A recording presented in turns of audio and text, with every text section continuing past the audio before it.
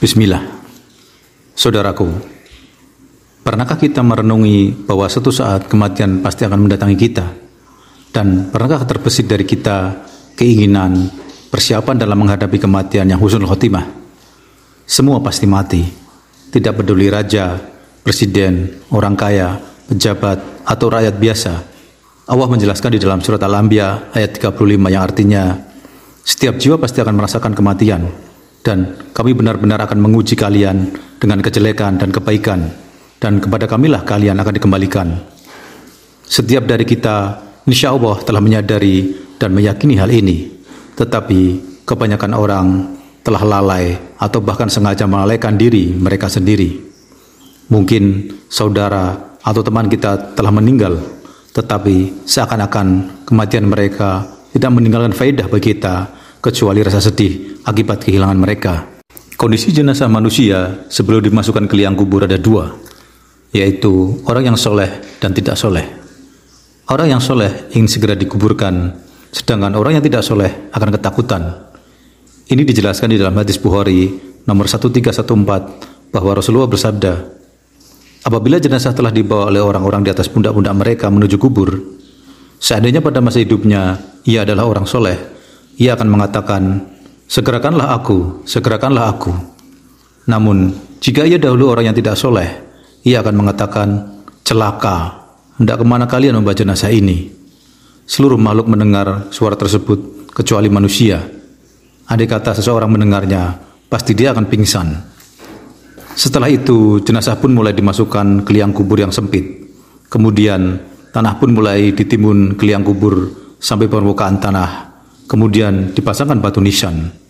Jenazah pun terjepit dan terhimpit tanah yang dingin, gelap gulita, sendirian, menunggu kedatangan sang malaikat penanya kubur. Sunyi, sepi sendiri, dan temannya hanyalah amal selama dia hidup di dunia. Sungguh, semua orang setelah dimasukkan ke liang kubur, yang pertama akan mengalami penyempitan kubur. Tidak peduli apakah itu orang saleh atau tidak, orang muslim, orang munafik, atau orang kafir. Imam As-Suyuti rahimahullah berkata bahwa Abu Al-Qasim As-Sa'adi berkata, tidak ada yang selamat dari penyempitan kubur, baik seorang yang soleh atau tidak soleh.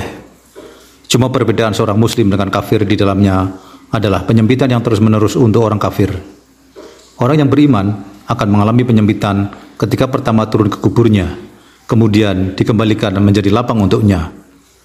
Semua sebab penyempitan ini adalah tiada seorang pun kecuali ia telah melakukan sebuah dosa, maka diganjar dengan penyempitan ini sebagai balasan atasnya. Kemudian rahmat Allah menghampirinya. Kubur sahabat Nabi Sa'ad bin Mu'az saja menyempit dan menghimpit beliau, padahal kematiannya membuat arsy bergerak, pintu-pintu langit terbuka, serta 70.000 malaikat menyaksikannya. Ini dijelaskan di dalam Sunan An-Nasa'i nomor 2055 yang diriwayatkan dari Ibnu Umar bahwa Rasulullah bersabda, lelaki inilah yang membuat arsy bergoncang, pintu-pintu langit dibuka, dan disaksikan oleh 70.000 malaikat sebagai orang yang baik. Sungguh, ia dihimpit dan dicepit oleh kubur, akan tetapi kemudian dibebaskan. Hadis ini disahihkan oleh Syekh Al-Albani. Penyempitan kubur yang menghimpit dengan sangat sempit sekali pada sahabat Sa'ad bin Mu'az, lantaran beliau meremehkan masalah kencing. Lalu bagaimana dengan kita? Sedangkan orang kafir dan orang munafik, maka setelah dikubur akan dihimpit dan dicepit dengan keras sampai remuk tulangnya. Ini dijelaskan di dalam hadis Abu Dawud nomor 4753 dan Ahmad nomor 17803 dari Al-Bara bin Azib bahwa Nabi bersabda, kemudian kuburnya pun menghimpitnya hingga remuk tulang-tulangnya. Hadis ini disahihkan oleh Syekh Al-Albani. Setelah mayat mengalami penyempitan kubur, kemudian yang kedua akan didatangi malaikat penanya kubur. Dalam hadis riwayat Bukhari dan Muslim dari Anas radhiyallahu anhu bahwa Nabi bersabda, sesungguhnya seorang hamba apabila diletakkan di dalam kuburnya dan teman-temannya telah berpaling meninggalkannya, dia mendengar suara terumpah mereka.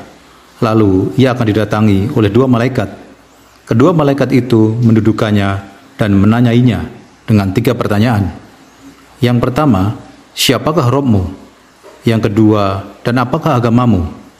Yang ketiga, Dan siapakah orang yang diutus di antara kalian ini, yakni Nabi Muhammad? 3 pertanyaan inilah yang disebut dengan fitnah kubur. 3 pertanyaan ini juga awal dari nikmat dan siksaan di alam kubur. Orang-orang yang bisa menjawab adalah orang-orang yang paham, yakin, dan mengamalkannya selama hidup sampai akhir hayat dan meninggal dalam keimanan. Seorang mukmin yang bisa menjawabnya, maka dia akan memperoleh nikmat kubur. Adapun orang kafir yang tidak bisa menjawabnya, maka akan dihadapkan kepada azab kubur. Dalam hadis riwayat At-Tirmizi dari Abu Hurairah, Rasulullah juga bersabda, "Jika mayat atau salah seorang dari kalian telah dikubur, datang 2 malaikat yang hitam dan biru. Salah satu keduanya bernama Al-Munkar dan yang lain bernama Al-Nakir. Kedua malaikat itu bertanya kepada mayit, 'Apa yang dahulu kamu katakan tentang lelaki ini?' yakni Rasulullah Shallallahu Alaihi Wasallam.